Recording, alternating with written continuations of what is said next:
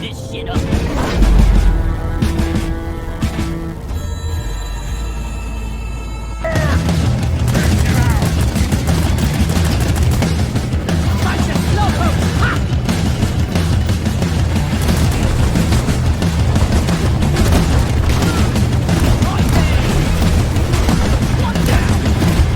Normally, I like to stick to single-player games that have a pretty clear beginning and end, but the kinds of games I've been playing recently are a bit different. Either way, let's give it a shot. Welcome to Hox's 4, everyone, where the wildlife is deadly, the weather is chaotic, and the loot is plentiful. There's money to be made here, assuming you can survive, and I'm sure it'll be fine. And hey, it's gonna be this game's 3rd anniversary roughly on the week I release this, so I'm right on time. This is Deep Rock Galactic.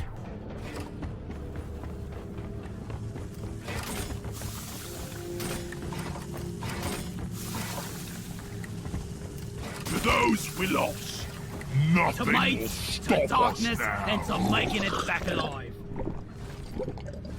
Oh, that's nice. Yeah! Much better. I needed that.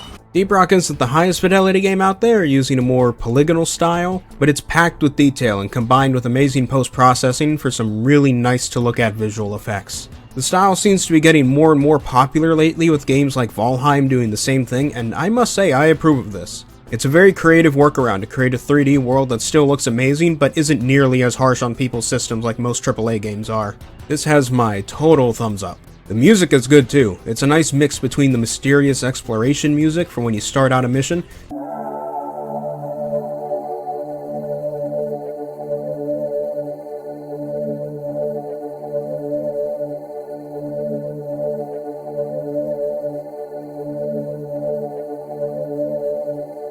to the hyped up combat music when swarms start attacking you or you need to get to your drop pod and escape.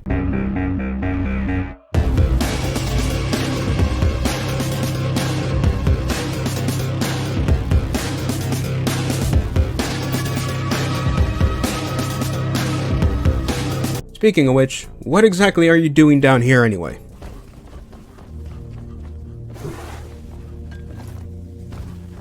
Anyone needs ammo? There's nitro here.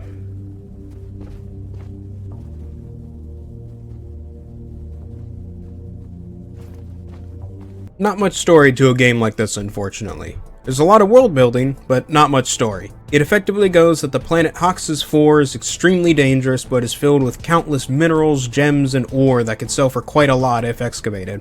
The issue is, the planet is so dangerous that most mining companies stopped attempting to mine there ages ago. All except one, however, Deep Rock Galactic. Deep Rock Galactic's lack of safety regulations means they can still send their dwarven miners into the depths of Hox's 4 to extract its riches with very little consideration for the well-being of the dwarves it sends in. Oh yeah, you play as space dwarves, by the way. It's very funny, I enjoy them, I like it. You and your friends play as these dwarves, who, in parties of 4, drop down into various areas of the planet to excavate the riches for Deep Rock Galactic, get out, and get paid. And boy are they happy to do it, mainly to put their money towards drinking more exotic beers. Arkin Stout.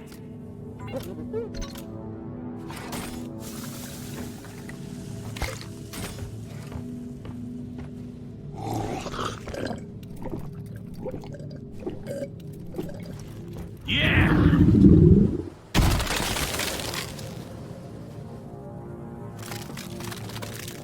The way you go about getting these riches is the fun part, of course. You start off in your space station orbiting Hox's 4, which acts as your hub for basically everything you do before jumping into the missions themselves.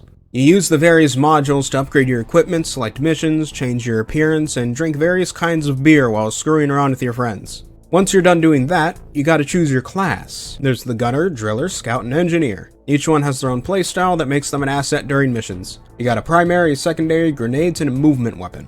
The primary and secondary guns are pretty easy to understand, from miniguns to flamethrowers to shotguns and pistols. Things get interesting with the travel weapons, though. These are special guns that give each class a unique way of exploring the caverns of Hox's 4. The gunner can create a zip line that allows everyone to ride from point A to point B. The scout has a grappling hook that makes it easy to reach things, but he's stuck if he doesn't have a platform to land on. The engineer can create those platforms with a foam platform gun, allowing you to create stairs and other platforms all over. And then there's the driller.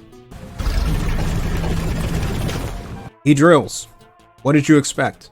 When everyone is ready and a mission's chosen, you all get in the drop pod and drop down into the depths. Levels are procedurally generated based off of a tile set of sorts that is chosen when you pick the environment. You can have basic caves, ice caves, jungle caves, toxic caves, desert caves, and more. Each one has a different style of layout which changes with the mission types. There are missions where you mine the specified material, missions where you extract space oil, repair mining robots, collect space eggs, protect a large-scale drill, and more. The variety of mission types combined with environment tile sets creates enough variety and randomness that missions don't feel too samey. There are also ways you can promote your characters and do harder deep dives once you're experienced enough as well. All in all, the gameplay loop has enough variables swapping around that it never gets boring. Got it. Hot potato. Damn, that's unfortunate. Watch and learn. And that is Deep Rock Galactic. Overall, a very fun experience that keeps getting better and better. As I write this review, a new update came out with even more content and polish than before. Combined with the game having sold more than 2 million copies already, and things are on the up and up. This one has my full recommendation, especially if you get some friends involved. This has been TheRatMan, and I will see you all later.